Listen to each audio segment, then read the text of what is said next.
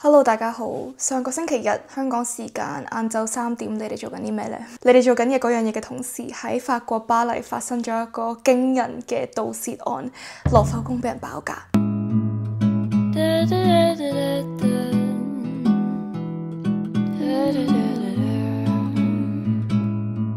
呢一單震撼全球嘅珠寶竊案發生喺星期日朝早法國時間9點半。9點半係講緊羅浮宮已經開放，即係已經有遊客喺個博物館入邊參觀緊嘅時候。就喺呢一個 moment， 羅浮宮入邊其中一個最出名嘅展廳阿波羅長廊，俾兩位扮係裝修工人嘅賊仔爆格。首先我哋要簡單了解一下羅浮宮嘅建築結構。我哋成日見到嘅嗰個玻璃金字塔，佢只不過係羅浮宮嘅一個入口，係後尾加落去嘅。後邊嘅嗰啲舊式建築物先至係羅浮宮真係保存佢嘅藏品嘅地方。佢哋原本係中世紀嘅皇室城堡，跟住喺文藝復興時期先被改咗做宮殿，然後再喺1793年法國大革命嘅時候改咗做博物館。嗰三棟好似圍城咁樣嘅建築物，我哋叫佢哋做翼啦。我哋有 Aile de Nantes， 我哋有 Aile Richelieu、Aile Sully。而今次失竊嘅呢一個阿波羅長廊，佢就係位於 Aile de Nantes 嘅1樓。法國嘅1樓同香港嘅1樓一樣，都係 ground floor， 跟住再1樓啦。呢一個阿波羅長廊，佢係成個羅浮宮入邊最華麗、最奢侈嘅一個展廳之一，然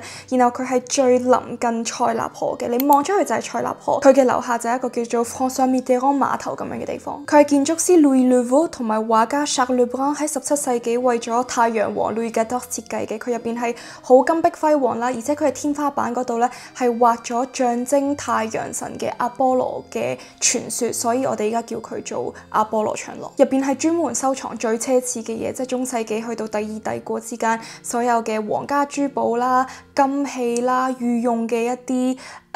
首飾啦，我哋之後會詳細講究竟有咩俾人偷咗。佢哋具體嘅作案手法係點樣呢？根據官方消息就話呢件事係涉及起碼4個身份不明嘅男子。佢哋喺上個禮拜10月10號通過法國一個人人都用嘅二手買賣網站叫做 Le Bon Coin， 佢上面唔單止係買賣嘢，佢仲可以揾到一啲 service 啊。佢就通過嗰個網站上面揾到一個搬屋師傅，話佢哋要搬屋，然後佢哋要請一個師傅揸嗰啲上面有升降機嘅 truck 過嚟幫佢哋搬屋，因為法國好多舊樓佢嘅樓梯其實係唔允許我哋依家 modern 嘅呢啲家私通過樓梯上去，好多人搬屋都需要呢一啲 truck 嘅。咁佢哋就約咗呢一個師傅10月10號朝早喺即係咁啱得咁巧，巴黎東北部即係戴高樂機場附近有一個城市 literally 呢個城市就叫做 Louvre， 呢個城市就叫做羅浮咁樣，喺嗰度見面。但係佢哋見到個師傅之後就對呢一個師傅一頓毒打，跟住偷咗佢呢一個有升降機嘅 truck， 佢哋就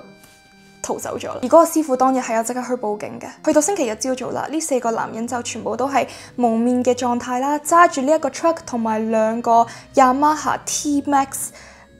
電單車，去到羅浮宮嘅阿波羅長廊，頭先講話佢對出嘅嗰個 François Mitterrand 碼頭嗰度。之後咧，佢哋兵分2路，其中2個人就留咗喺電單車嗰度睇水啦，仲有2個人咧就駕駛住嗰個 truck 嘅嗰個升降機，由羅浮宮外邊，即係喺街嗰度啊，喺眾目睽睽嘅街嗰度升咗上去阿波羅長廊，因為佢喺1樓啊嘛。嗰個露台嗰度，2個人入邊嘅至少其中1個人係着住一件黃色嘅反光背心，扮係維修工人咁樣。上到去露台之後，佢哋有切割機啦，就攞切割機非常之容易咁樣就切開咗通往室內嘅嗰個玻璃門，然後再攞同一個切割機去威脅在場嘅保安，跟住再攞同一個切割機，呢個切割機嘅 CP 值係勁高，對於佢哋呢一次作案嚟講，去成功咁樣破壞咗2個超高級別嘅展示櫃。一頓手掠之後，最後佢哋係用翻原路嗰個升降機落翻去揾翻佢哋嘅作案伙伴，跟住去逃走。短短7分鐘嘅時間，佢哋偷咗8個價值連城嘅珠寶。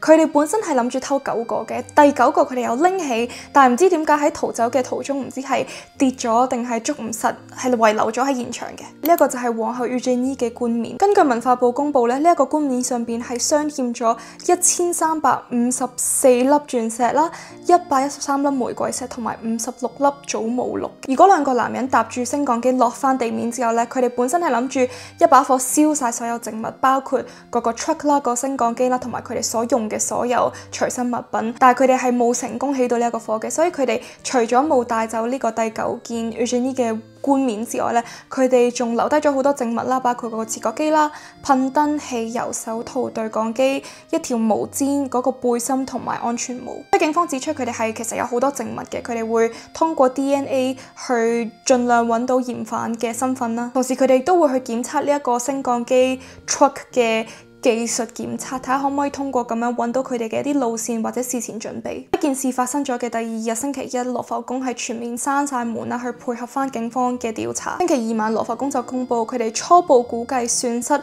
係高達8800萬歐元，呢一個係講緊經濟層面嘅價值，你攞佢嘅文化歷史價值嚟講，佢係冇價嘅。我哋睇下被偷咗嘅嗰8樣嘢分別係咩啦？首先我哋有 Broche Reliquaire，佢係法國珠寶商 Paul Alfred Babst 喺第二帝國嘅時期都係為皇后 Eugénie 打造嘅。佢係一個鑽石控浸非常之精巧嘅設計，象徵咗皇室嘅虔誠同埋權力。佢上面有2粒好似蝴蝶翅膀形狀嘅鑽石，呢個係紅衣教主 Mazarin 佢曾經送俾 Louis XIV 嘅第17號同埋第18號。Mazarin 鑽石，然後中間最大粒嘅嗰粒鑽石係 Louis XIV 佢一件外套上邊嘅鑽扣，之後又俾 Marie Antoinette 攞嚟變咗做耳環。跟住我哋有 Reine Marie Amélie 同埋 Reine Hortense嘅藍寶石冠冕，呢一個冠冕係19世紀中葉皇室珠寶嘅代表作之一。佢係用白金同埋黃金鑲嵌藍寶石同埋鑽石，係結合咗新古典同埋浪漫主義，象徵當時皇室入邊女性嘅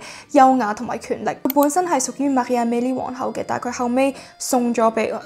咗俾呢一個 Reine Hortense。同樣俾人偷咗嘅仲有同一 set 入邊嘅藍寶石頸鏈啦，同埋藍寶石耳環。跟住我哋有 Marie Louise 皇后嘅祖母綠頸鏈，呢一個頸鏈係拿破崙一世佢嘅御用珠寶匠叫做 François Regnonito 喺1810年製造嘅，佢係為咗俾拿破崙去送俾佢嘅新婚妻子，即係呢一個 Marie Louise 作為佢哋結婚嘅一個禮物。成件作品係用黃金同埋鑽石作為底座啦，跟住上面再鑲嵌咗好多嘅祖母綠。今次同時失竊嘅仲有一對祖母綠耳環，佢係同呢一個頸鏈同一個歷史來源嚟嘅，都係送俾 Marie Louise 嘅結婚珠寶 set 嘅其中一個部分。然後仲有 Eugénie 皇后嘅冠冕，呢一個冠冕係喺拿破崙3世時期佢嘅御用宮廷珠寶匠Le Monnier 整俾 Eugénie 皇后嘅，宮廷入邊女性重要化嘅一個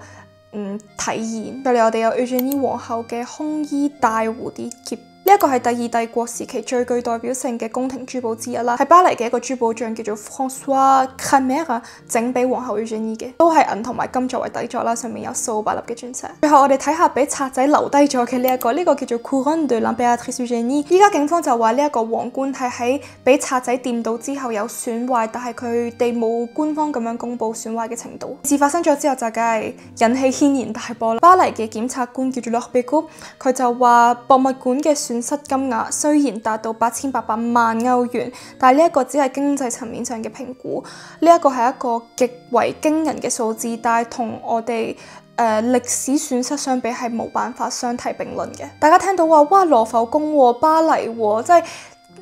講起世界知名博物館數一數二嘅羅浮宮，點會發生咁明顯光天化日俾人爆格嘅事啊？究竟係邊一個環節出錯啊？大家最第一個估嘅就係話係咪個警報系統有問題？根據警方聲明咧，無論係喺賊仔一開始打開嘅嗰個露台嘅玻璃門上面又好，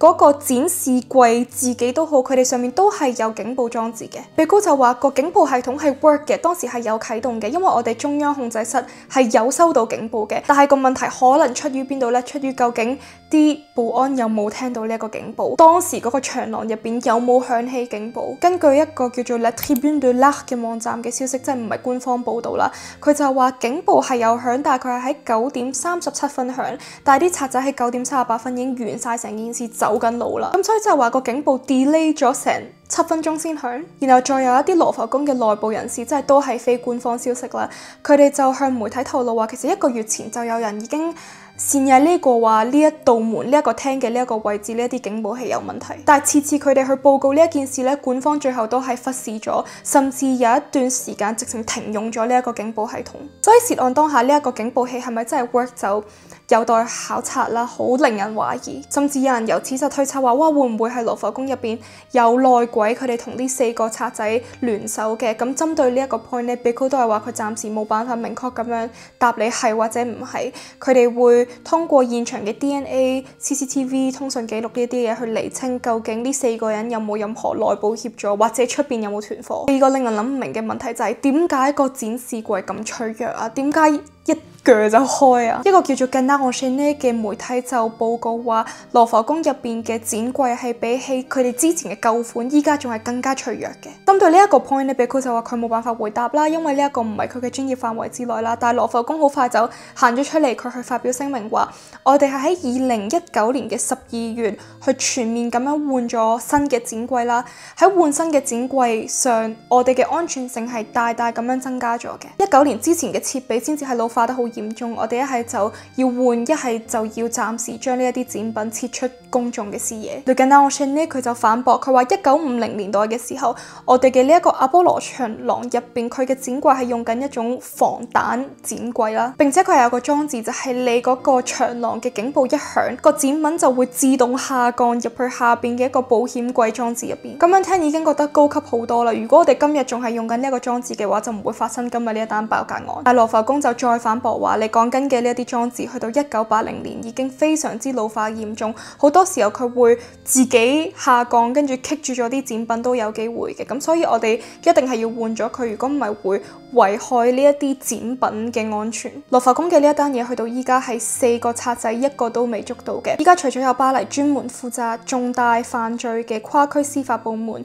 嘅檢察官去主導呢一個調查之外，仲有成100幾個調查人員全力投入去調查呢一單嘢。面對社會同埋媒體上面好多嘅批評咧，我哋嘅文化部長 Dati 就話：依家呢一個社會上面流傳緊太多嘅唔正確嘅消息。佢話佢會喺 X 即係以前嘅 Twitter 上面成立一個叫做事實調查專線，就俾啲媒體可以直接透過呢一個專線直接聯絡到羅浮宮嘅新聞部去 fact check 一啲嘢。但係至於呢個專線佢嘅具體運作方式或者啟用嘅時間，暫時都係未公布嘅。事件亦都當然引發咗好多政治層面上面嘅對立啊、譴責啊。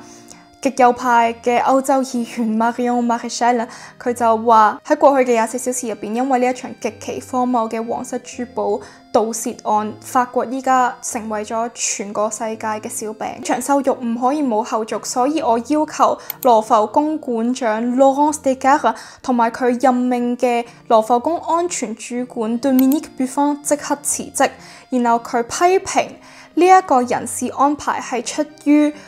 女性化政策嘅政治正確考量。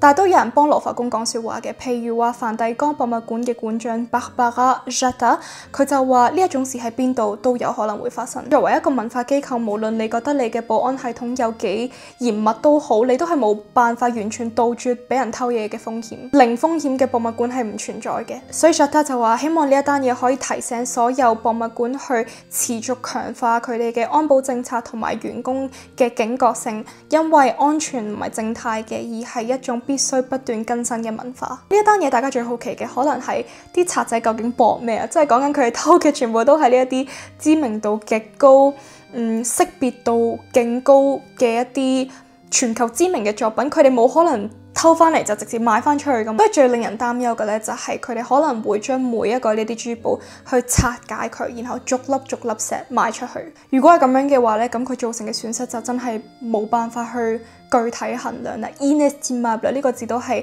即係各位官方人物媒體近日不停咁樣重複用嘅一個字，無可估算的 inestimable。因為喺1887年過，政府有一段時間係拍賣咗好多佢哋嘅舊嘅宮廷珠寶，然後羅浮宮一直做緊嘅嘢咧，就係揾好多方法去盡量買翻嚟收藏。係俾人偷走咗嘅嗰100件珠寶入邊，其中有7件都係嚟自1985年係透過市場買翻嚟嘅作品。所以即係話今次失竊事件，佢哋損失超過8800萬歐元啦。但係呢一啲珠寶係唔可能繼續喺市場上面流通嘅，因為全世界嘅博物館同埋收藏界都對於呢啲珠寶非常之熟悉，知道佢哋嘅來歷。嗰一啲專家話佢哋係有希望嘅，覺得係可以完整咁樣揾到翻嚟嘅，因為喺過去都曾經發生過咧。藝術黑市嘅目的係好多嘅，除咗 involve 嘅嗰啲人，佢哋真係有想收藏呢一啲有價值嘅藝術品之餘，好多時候可能係為咗洗黑錢啦，為咗逃稅啦。但係呢一啲參與人士咧，往往都係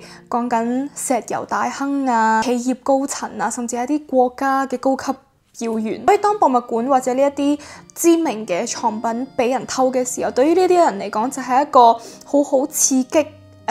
交易、刺激市場嘅機會。所以警方去調查嘅難度都係好高嘅，因為首先呢一啲藝術品佢嘅價值本身就係主觀性好高嘅一樣嘢，然之後佢嘅交易嘅係全部都係匿名啦，全部都可以好長期咁樣隱藏，好長期咁樣俾人轉移嚟轉移去。以往有啲做法係呢一啲賊仔去偷咗個藝術品翻嚟，唔係為咗去買呢個藝術品，而係去揾一啲好出色嘅藝術家，唔出名但係好出色嘅藝術家，去不停臨摹呢一個作品，然後將佢臨摹得非常之似嘅作品，再當真品咁樣賣翻出去。因為佢咁樣佢可以 produce 成千上萬件近乎真品嘅作品。所以當呢一啲調查係涉及超級大嘅金額同埋好多有權有勢嘅人嘅時候，其實佢個灰色地帶係好 challenging 嘅。羅浮宮嘅藏品俾人偷當然唔係第一次啦，當中最聞名嘅應該係蒙羅麗莎俾人偷。1911年8月21號星期一，羅浮宮嗰日係休息嘅，一位意大利嘅工人叫做 Vincenzo Peruggia， 唔知係咪咁樣讀呢？佢就着住又係工作嘅服裝啦，入咗去個展館入邊，趁冇人嘅時候行到入西隆加里嗰度，好淡定咁樣將蒙羅麗莎由埲牆嗰度拎落嚟，拆咗佢出邊嘅玻璃套，塞咗落自己件外套入邊，然後好冷靜咁樣離開咗。去到第二日先有人發現蒙羅麗莎唔見咗，當時係令到成個歐洲都好驚訝啦。然後喺之後嘅2年期間呢，呢一幅蒙羅麗莎都一路被 Peruggia 收埋咗喺佢巴黎租嘅嗰間屋入邊，喺佢嘅床下底，喺佢嘅一啲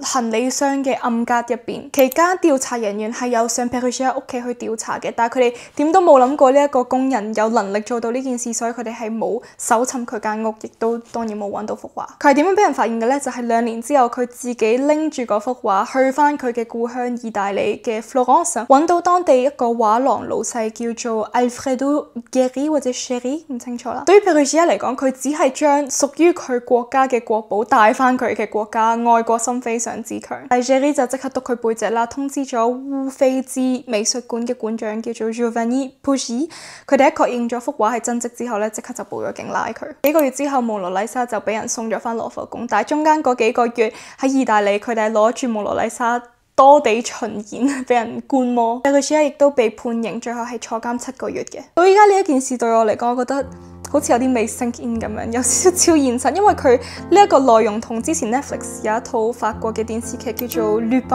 入邊，好似係第一季嘅第一集就係講緊 Lupin 喺羅浮宮入邊偷嘢、偷鑽石。冇諗過真係有一日會喺新聞入邊見到類似嘅內容。呢幾日喺巴黎一啲賣二手衫嘅平台 Vinted 上面都好多人惡搞，即係 po 嗰啲失竊嘅珠寶上去，話喺我度啊，幾多錢啊咁樣，都好離譜又好荒謬咯。即係幾百年嚟一直俾人保護得咁好嘅嘢，短短7分鐘就冇咗。但係呢個可能就係藝術同埋歷史就係咁樣，佢永遠都會有人希望保護佢，但係佢永遠唔會得到永久嘅保護。即係去到依家係冇人被拉啦，所有賊仔嘅身份都仲係未知啦。嚟緊一定會有案件嘅 update， 我再睇下用咩方式同大家分享。咁今日呢一條片就去到呢一度，我哋下一條片再見，拜拜。